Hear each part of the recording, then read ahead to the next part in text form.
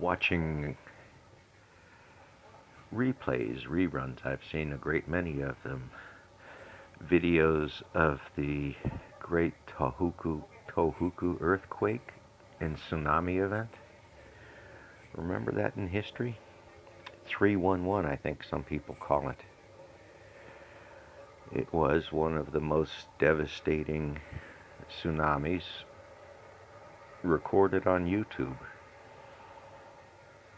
It's not one of the most devastating tsunamis in history.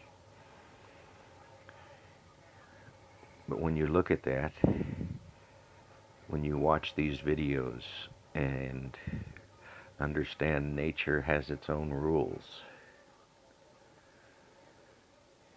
it's humbling.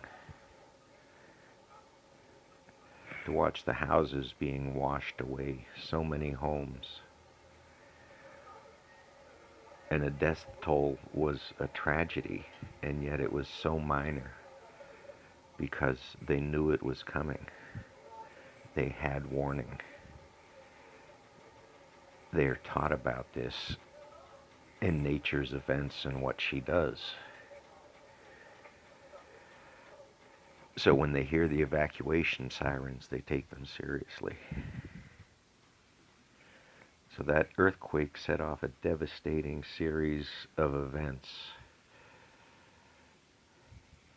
The earthquake caused a tsunami with waves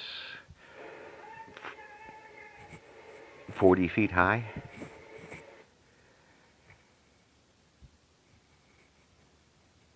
When it came into Japan's shores, it was 20 feet high, wall of water. And you can imagine that. You've seen the movies.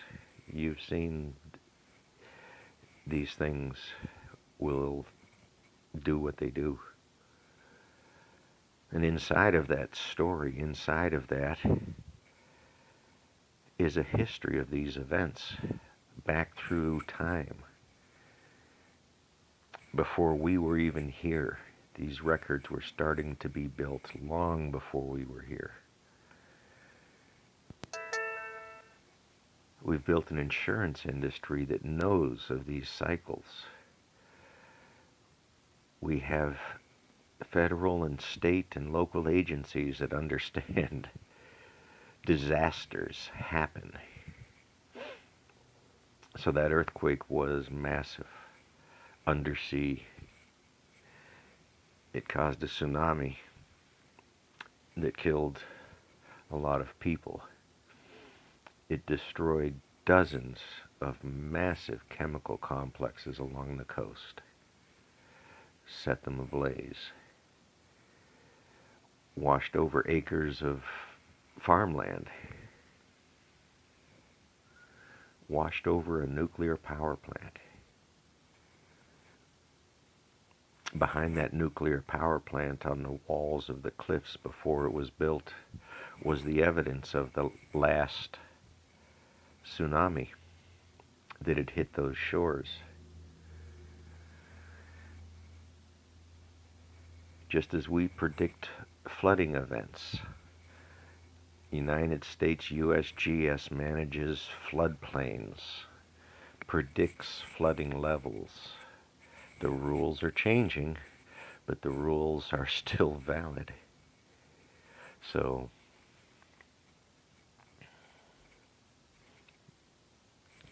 I hope we can make the government work.